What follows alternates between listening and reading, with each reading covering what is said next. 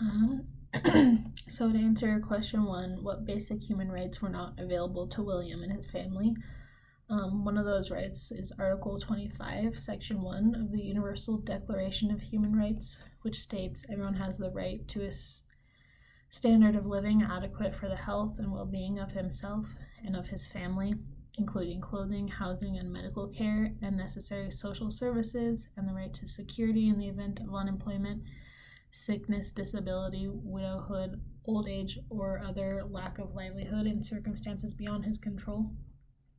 So obviously this famine was out of William's family's control, and really the whole village's control. And like it states, people have the right to security in the event of unemployment. His family did not have that right. They did not have right to a standard of living adequate for health and well-being. They hardly had any food, so obviously that's going to affect your health and well-being for him and his family. And until he built the windmill, they didn't have electricity at night either. Another right is Article 13. Everyone has the right to life, liberty, and security of person. So although neither William or his family died,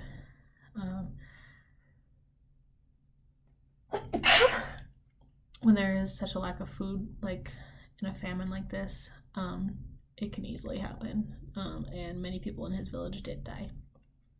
Article 23, 26, everyone has the right to education.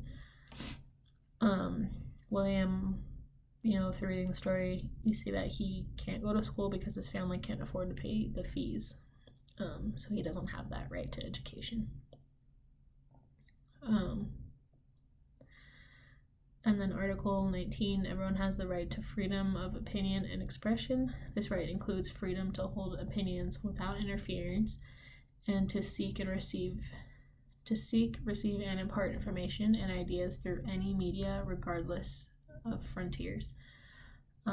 So this right was taken away from everyone in his village when members of the government came to speak to the village, and when the villagers tried to speak their mind, express themselves, they were beaten up. So they really didn't have the right to express themselves without fear of that harm and retaliation against them.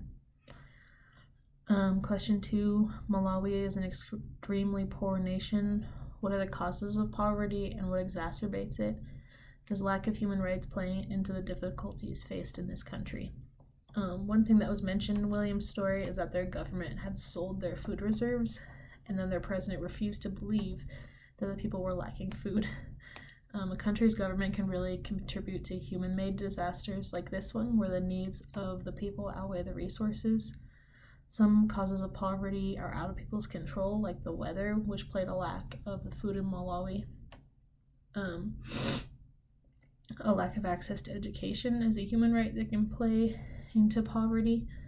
When people receive an education, they receive that knowledge on how to manage money, read, do math, and develop critical thinking skills, which are all things that can help people get out of poverty.